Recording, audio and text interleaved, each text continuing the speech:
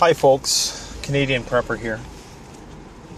I wanted to talk a bit today about the difference between strength and size, or strength and muscle.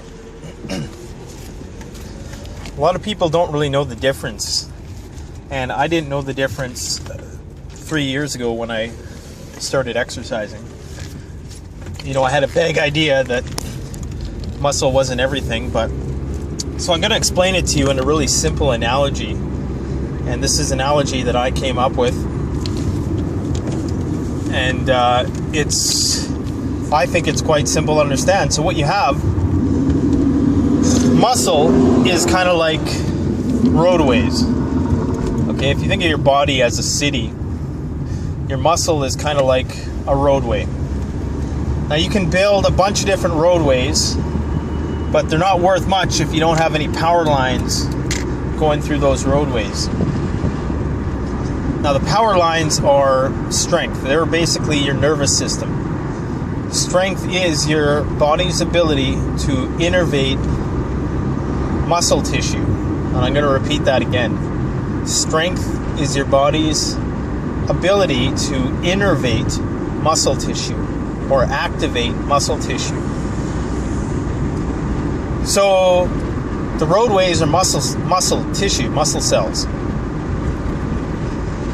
And the power lines are nerves. So you can have for instance, downtown Manhattan, you know, you have a population, a very high population density. Okay, and you have a lot of power lines extenuating through one street, up buildings, up skyscrapers, all the rest.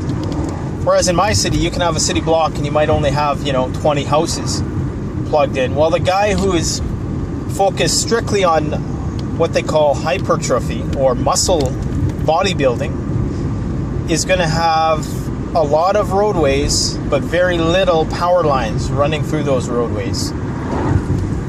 So you might see these guys and they look really jacked, and the people who look the most jacked are actually the least strong, because the only way you can get that jacked is through hypertrophy training, which is bodybuilding training, which is not strength training. Now, I don't want you to think that, just because somebody's a bodybuilder, they're a weakling. Far from it. But they do have the ability to turn that, to sort of develop those roadways with power lines. They do have the ability to lay down new nerves into those muscle tissues. However, at that point in time, they're training for hypertrophy, so they're not concerned with strength. So there's a big difference between strength and muscle. And the reason why I wanted to bring this up, what does this have to do with prepping? Well, it goes into underestimating your opponent. Just because a guy is small, like 140, 150 pounds and under, doesn't necessarily mean that they're not strong. Now, by and large, most of the time, they're probably not, they're probably not that strong if they don't do any sort of training. I mean, you have to do some kind of training, or not many people are just, naturally endowed with strength. You may have the genetic gift of a larger stature, but without using that, it's not going to do you much good. Just let me roll up this window here. And again, you might have somebody who appears very strong because they have a lot of muscle tissue and they're very ripped, but they don't do strength training, so they're actually not as strong as you might think. Now, I know people in the gym. For me, for the gym rat that I am, you can put two people beside, in front of me, and one could be 160 pounds and the other one could be 200 pounds, and they could be of similar, of relative similar build, And I wouldn't be able to tell you which one is stronger, because I'm well aware of the fact that strength and size are two entirely different things. Now, even though they're two entirely different things, there does come to a point when size is a factor. And that's why, most of the heavyweight powerlifters are the ones who lift the most, because they have the sheer mass required in order to move that stuff. So yeah, at a point it obviously becomes a factor, no doubt. But the untrained eye might just assume that because somebody is big, that they're somehow stronger. When I first got into exercise, I was obsessing about the number. I went from about 160 to 200 pounds in about 5 months, and I thought I was, making good progress, but I just put on a lot of fat. I put on a bit of muscle, but I put on a lot of fat also. I was probably about 200 pounds and 20% body fat. Now I'm about the same weight and about 13% body fat.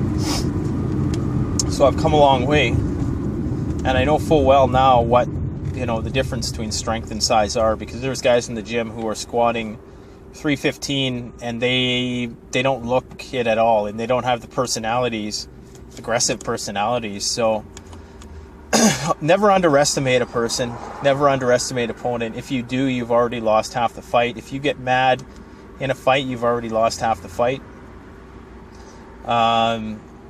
You can try that sort of balls to the wall approach where you try to intimidate somebody, but chances are the one who's humble, the one who might not look that strong, be afraid of those people. The guy who's out there, making a lot of noise and flaunting his shit, and who's speaking very loudly and not carrying a big stick, don't worry about that guy. Worry about the guy who's just sort of blends in, who makes it look easy. That's one thing about really strong people, is that when you see them exercising, they make it look easy. They make it look graceful. Whereas, a weakling will put on a big dramatic show, and you'll think that, oh, they must be strong, when the reality is they're making that dramatic spectacle because they're struggling.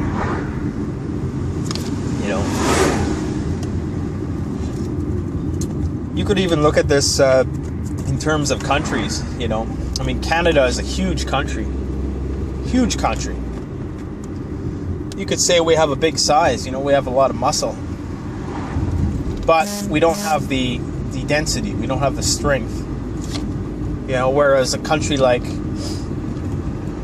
Japan,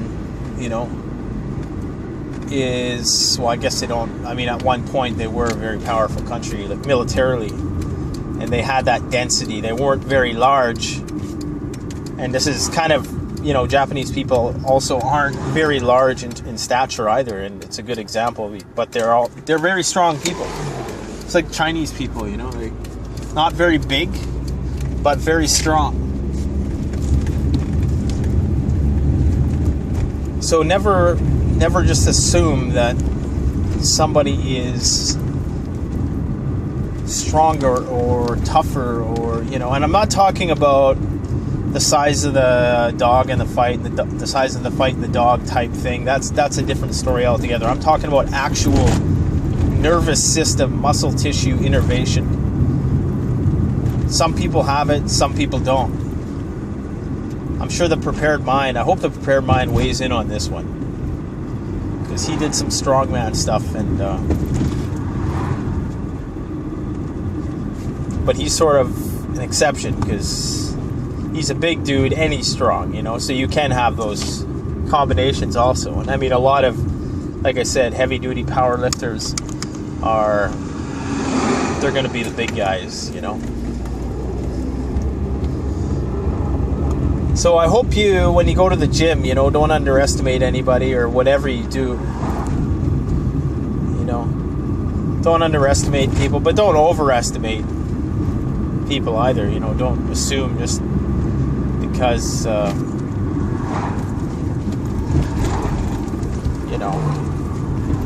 somebody's in a gym, they know what they're doing either. But walk lightly and carry a big stick. Thanks for watching. Hope that was insightful. Canadian Prepper out.